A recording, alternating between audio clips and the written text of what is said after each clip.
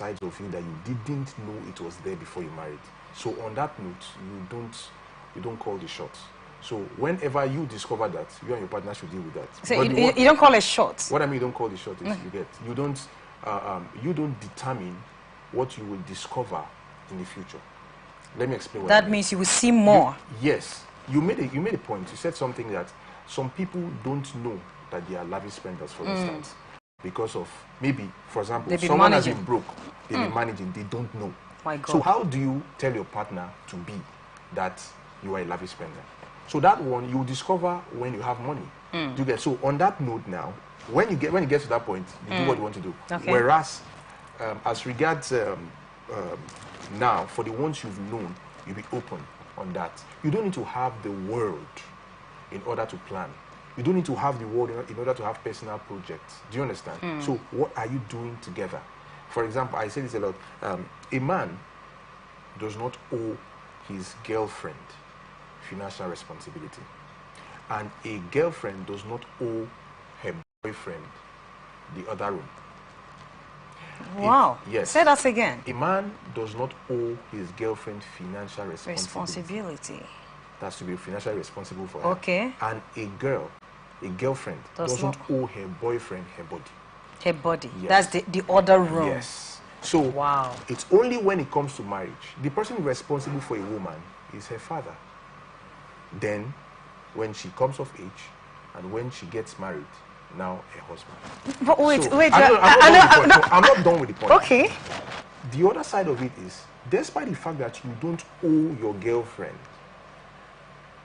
being financially responsible for her, love would make you to spend on her. That is the balance. Do you understand? For the girl, you don't owe your boyfriend your body. So that one, there are no two ways about it. You don't owe him your body. But at the same time, you have to be understanding. Know when to help him when he's weak. Help him. I'm not saying compromise. Don't compromise. But know how to help him in his areas of weakness. Encouraging him. Sometimes we'll get married. Don't worry. When you get married, then you can do what you want to do. So this is what many people don't know in terms of striking balance. Okay, well, I know that there is something, not just in Nigeria, all over the world. They will say, if you were bold enough to walk to me and tell me that you love me, you walk to me and say to me that you want me to be your girlfriend, it means that you are ready to take responsibilities. Like, I can't put it to my parents that I have a boyfriend. And then that's still catering for me. I'm not saying they will not give me that fatherly or parental assistance. But I have a boyfriend.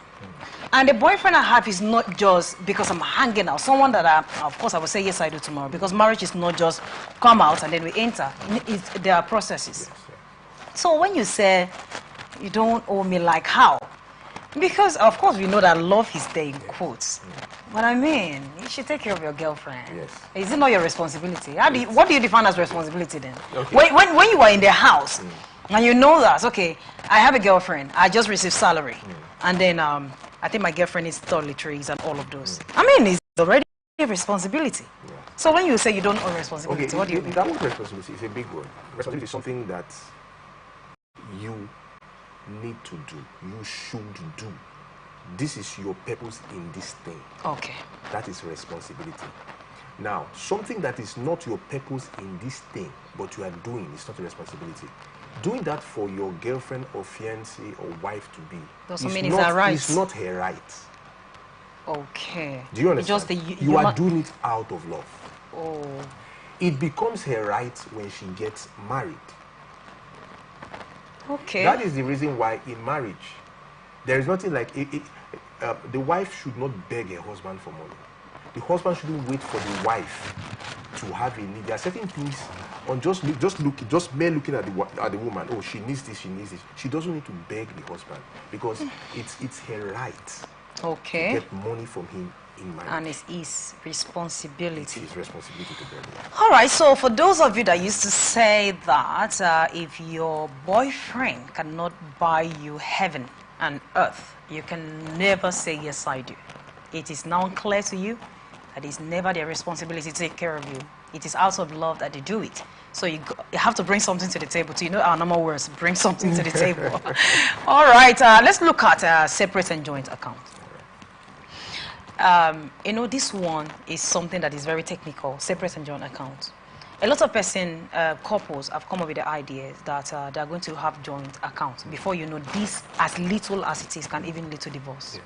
So how do you discuss this matter? Because when it has to do with money, I have chosen to dwell on this topic, finance, because finance is something that builds marriage and also scatter marriage. Yes, we know that love is there. But when it has to do with joint accounts and separate accounts, how do you do it? You see some men, because we see stories every day on social media, some will say, yes, we decided to do joint accounts, and to have our own separate account.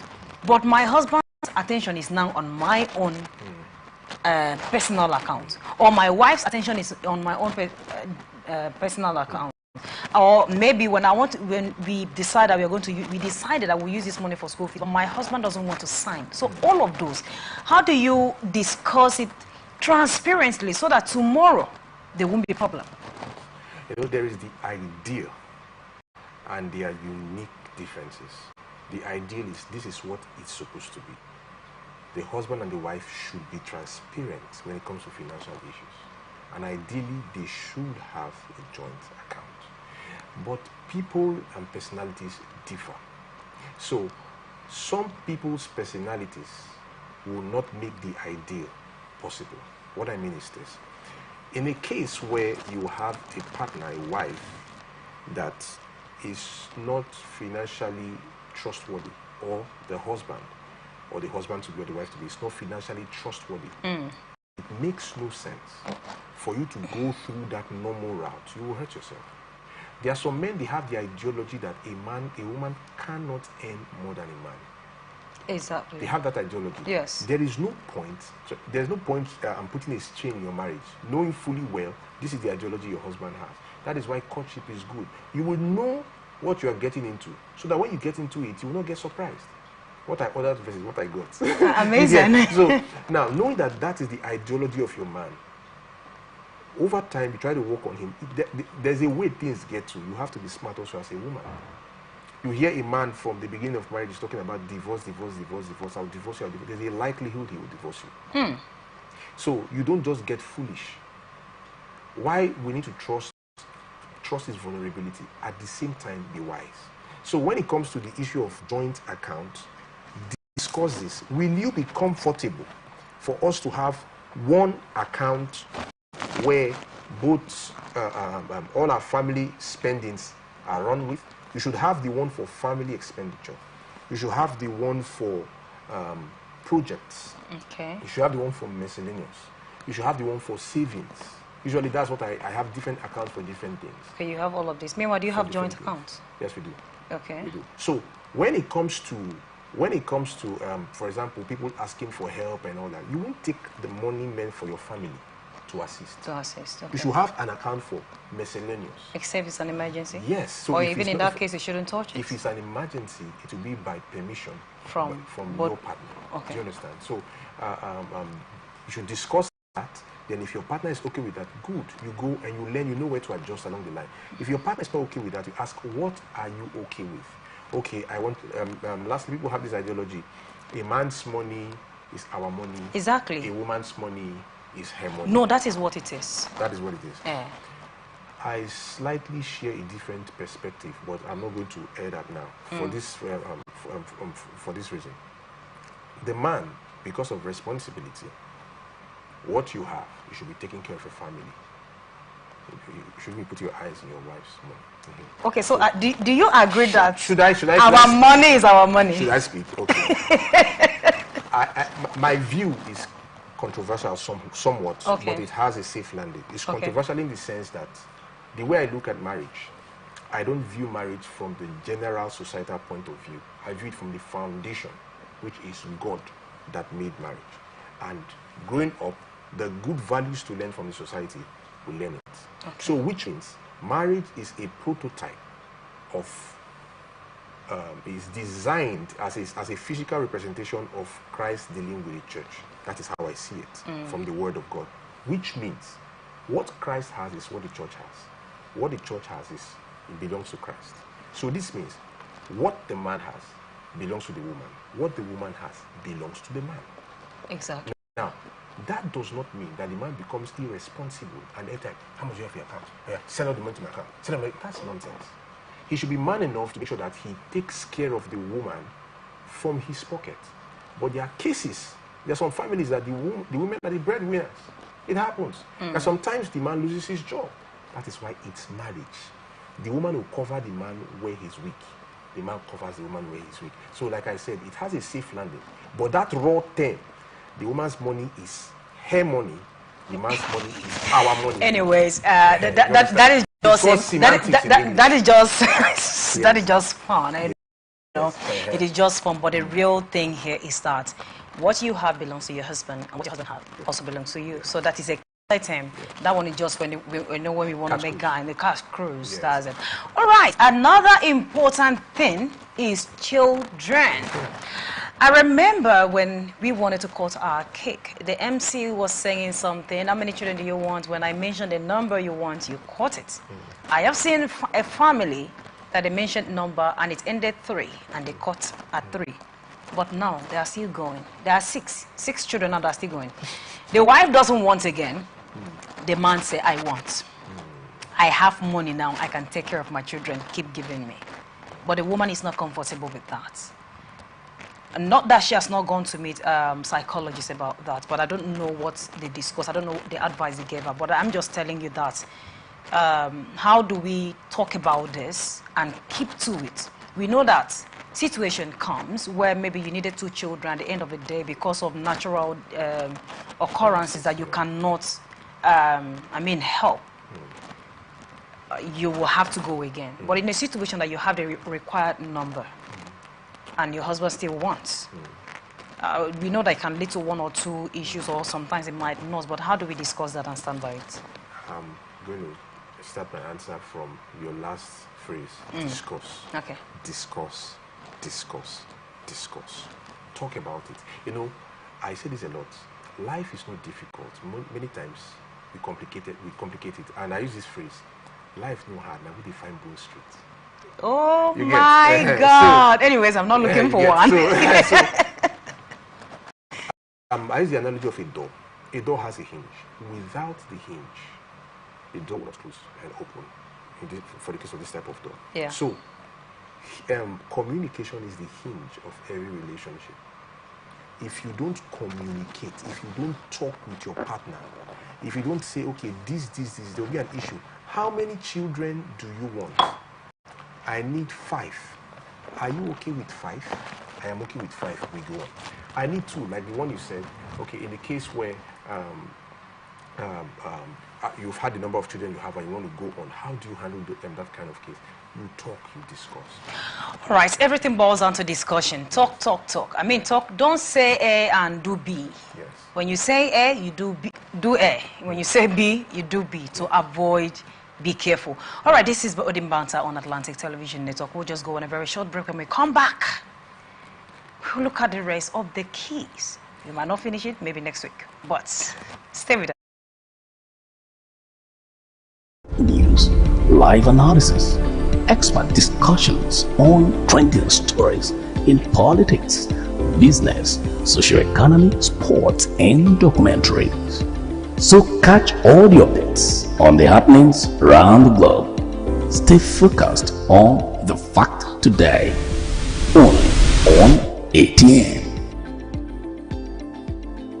From the lines across the ocean to the land beyond the mountains, through the Sahara, we bring on sport news, live analysis, expert discussions on trending stories in politics, business, socio-economy, sports, and documentary. Welcome back. If you're just joining us, this is Wedding Banter on Atlantic Television Network. And we have been looking at vital things to discuss before marriage. And of course, we have dealt with finance. We've looked at children. And for the children's side, he said, discuss, discuss, discuss. Don't stop discussing. Keep talking about it. Even when you say yes, I do. Even when you're already in your new home, don't stop talking about it so that you will not plan for 5 and give birth to 12. You understand? All right, let's look at career and work-life balance. This is, wow. I think I'm also in this. So you really need to help us here. Okay, so a woman that is a career-based woman, and then the husband, of course, as well, you know that children are coming. Generally, how do we balance career and home and everything? I think there are two key factors here. Okay. One is understanding, and 2 is boundaries. Understanding and boundaries. Number 1, you must be understanding about the career path your partner is taking. Career and work-life balance. Can have, for you asked about a career woman. Sometimes you have career men, home-based, or they call them housewives. Sometimes you have career women, house husbands. Or sometimes they are working but not in the career line per se. You get so you need to understand, okay, my wife, for instance, is doing this kind of work. And for example, in the movie production kind of work, she will need to be on set. This is why you discuss these things, you discuss your dreams before you marry. Because by the time you get married and it will start shocking everybody. So she has to be on set. And I know that she has to be away for some days while on set. How do we manage this? We manage this, we do this way, we do that way. She's the boss or the CEO in her company. Usually, they're so worked up, they come back stressed because of the pressure of work and all that. How do we manage this? That is where the boundaries come in. For the boundaries part, things like no phones in bed, no calls from so time. For example, my family, once is 6 p.m., that's my curfew time, except ministry work or any important thing comes in between that time. Do you understand? Once it's getting towards 7 p.m. latest, I know that it's family time, and my family needs my time. The reason is because if you don't allocate the time for family, your family will suffer. Wow. Yes. So they also have the policy about you have to discuss when you have to stay late. Okay, I'll be doing this job at social time and I'll be coming a bit late. Oh, please, okay, fine. Okay, you are excused. So you don't just say, it's my work. And normally you come home by 6 or by 7 and you just showed up by 9. I say, what happened? It's my work, respect my work. No, discuss this. So that is to say that career aspiration can actually impact our relationship negatively or positively. Yes, very well. Wow. Okay. In fact, there are lots of, especially in the kind of career that is very time consuming, it usually has a strain on the marriage. A strain on the marriage. If you don't discover ways to cope, it's going to affect you. But it's good if it's in a case where the husband and the wife, they are in the same career line, then they should find ways to see how they can blend and have a lot of things to do together in their career path. So if they are in the same career path, yes, and of course they will blend. Yes. I remember that children are coming. I'm still hitting on that. Is it not advisable for one person to give up the career for the sake of home? Because when you started talking, you said that women are home builders. We are builders. Yes. How do you build when you do not have time to pay attention to what you're building? Yes. There are various stages in the marriage. You get married first, then children come in. By the time, that is why they what we call maternity break. Okay. When children come in, usually you take that leave off to spend some time. Then after you come back. Now, some careers you can still run on with your career while still being around the family. While some you can't. So people do one of two things. Sometimes people employ helps, but it has its negative effect in the long run because nothing beats. Always. Most of the time. Most of the time. Yes. Okay. Nothing beats the place of parents. having your parents with you. Then secondly, you can have a place, an agreement where one of the spouse would decide to be more available for the children. Sometimes it can, most times it's usually the women. It will always be a woman, not sometimes. But sometimes the men, actually. Sometimes the men. Okay, now we've talked about the career part. Let's talk about intimacy. I know this is where you are. This is your dwelling place, your comfort zone. Let's talk about intimacy in relationship. Some persons grew from a kind of background that they can't possibly open their mouth and tell their spouse that they want sex. And some societal influence, some cultural influence comes in, and I feel that when a woman tell a guy that I want to have sex, it's a crime. But if you're coming from that kind of place, getting married to a man that is already so experienced, so what's it called, exposed, and then you're coming from this kind of background that they said, no, you cannot say this. How do you talk about it? I know someone that it was very difficult for her to talk about. Anytime the man brings, okay, we want to talk about sex, she'll be like, no, I'm not interested. I know that when we marry, we'll talk about that. I got to know because she told me. Otherwise, I don't stay there whenever they're having their private conversation. So how can we balance this? Okay.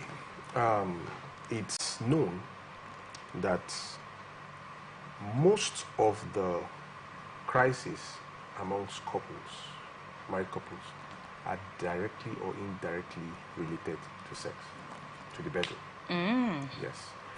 Sometimes that's why they advise people, when you see couples having issues, don't come in between them. And when you see them, don't put mouth too much in Nigerian vernacular, because there are some things they are not saying.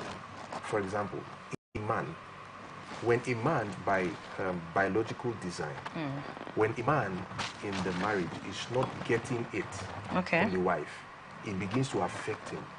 Sometimes some people, they begin to agitate. You see them, they start throwing tantrums and all those things. Men are usually more sexual in that line than women. Biologically, the male body demands sex more than the female body. In fact, a research showed that it will take an average of 7 or 6 men in the world to impregnate all the women in the world. That's judging by the number of sperms produced per day or regularly in the man's body. Now, that being said, it is good to talk about these things and learn. One thing, some people say, I don't know, I'm a shy person. I don't see all these shy person. Those things, it does not apply in marriage. You need to learn to talk. I don't trust, I don't have to learn. How do you trust? Except by learning how to step out. Okay, let me ask them a question. Do you prefer to be shy, to talk about sex during courtship and have trouble when you say, yes, I do? Or do you prefer to talk about this and have a successful home? Because like you said that 50% of troubles in the house ties to sex. Yes, yes. It's good you talk about these things. It's good to talk about these things. Our African culture and some religious backgrounds and all these things, they will encourage no intimacy before marriage. That's in Christendom. Yeah, Christendom. Yes. Some other cultures have those things too. Some other religions also have it too. Yeah. No sex before marriage. Now, it is also good to talk about it, but you have to be careful, because you have to know where you talk about this when, because you cannot be locked up in the same room overnight and you're talking about this. You practice it. Amazing. Yes. So have safe environments where you talk about this. How you, I'm not so much of this, I'm not so much of this person. I don't know. Some people, it's a turn off when they hear those things. You need to know. So you will know how to, help your partner. So you don't just get married and boom, you're like, where is this coming from? And we say this a lot, especially Christian men. Some people, they are impotent, but they won't say anything. Oh my we say God. Because we are told not to have sex before marriage. So that's why they talk about it. Is that not wickedness? Wickedness. Then they get married and the lady's like, what I ordered is what I got. So talk about it. If you have an issue, let the woman decide, okay, should we seek medical help? Do we go into prayers? Or do I back out of this? So we should talk about this. All right. I wanted to give last thing. about this social life and friendship.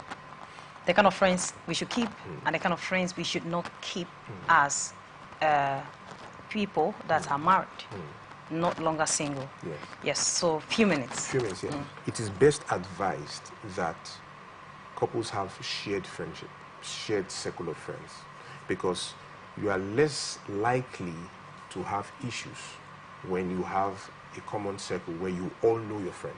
Okay.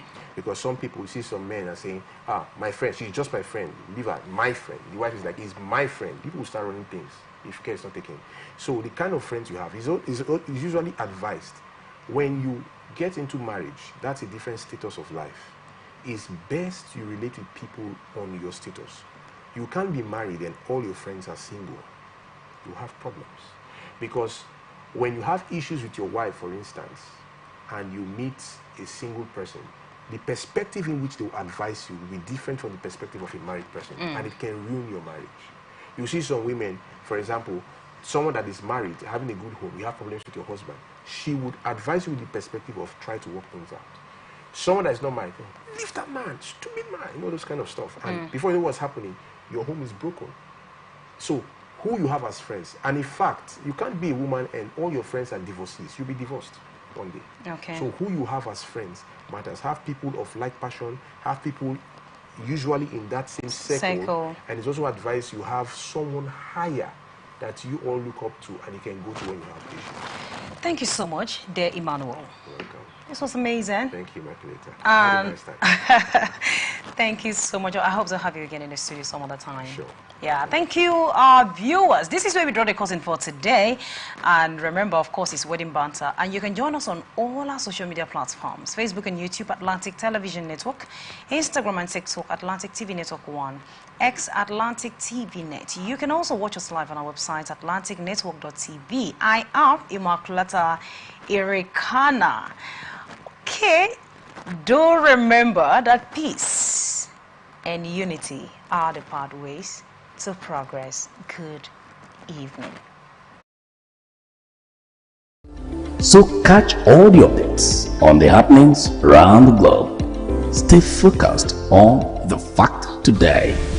Only on From the Line across the ocean to the land beyond the mountains, through the Sahara, we bring on sport news, live analysis, expert discussions on trending stories in politics, business, socio-economy, sports, and documentaries. So catch all the updates on the happenings around the globe. Stay focused